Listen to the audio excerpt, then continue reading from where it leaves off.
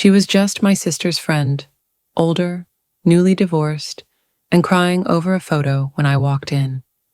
I was supposed to help her move boxes. I didn't leave. Ethan Carter hadn't slept in 36 hours. His boots dragged against Rachel's porch steps as he eyed the half-empty moving truck. Inside, Julie's best friend sat cross-legged on the floor, a wedding album open in her lap. "Hey," he said, knocking lightly on the doorframe. Rachel startled, swiping at her cheeks.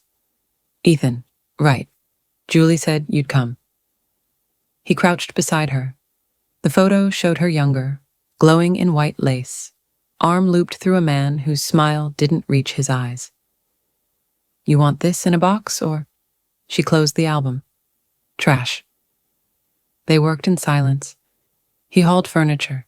She unwrapped dishes, her hand steady, until a coffee mug slipped. His mug, Ethan guessed, from the way her breath hitched when it shattered. "Sorry," she muttered. "It's just a mug." He handed her the pieces. "Unless it's not." She looked up, really looked at him.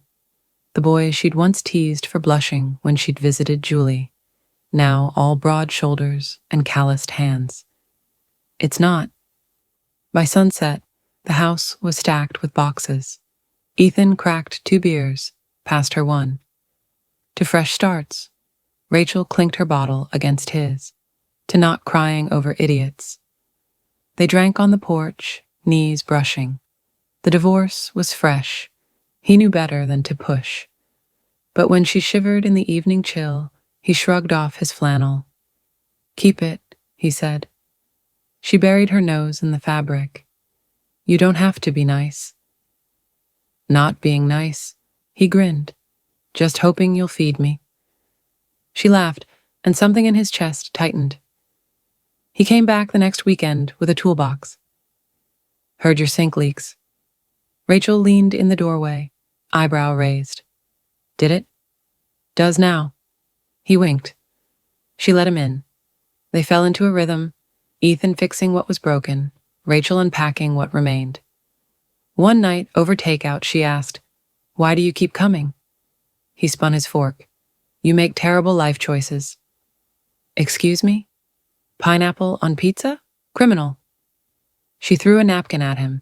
He caught it, his laughter fading when her smile did. "I don't know how to do this," she admitted. "Be alone." Ethan reached across the table, thumb brushing her wrist. "You're not." Rain pinned them indoors the following Friday. Rachel dug out an old record player. "Think you can fix this too, handyman?"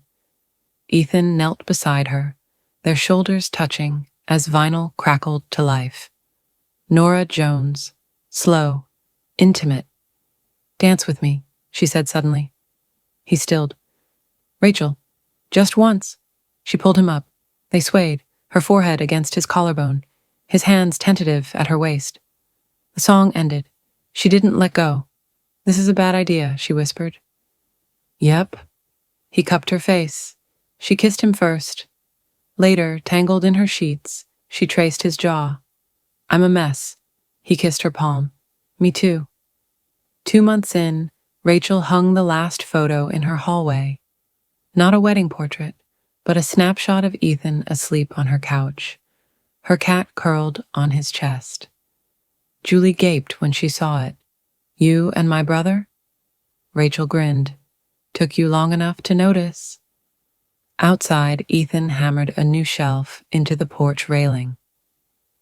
Rachel brought him lemonade, pressed a kiss to his sweaty temple. "Hey," he said, catching her wrist. "Love you." She smiled. "I know."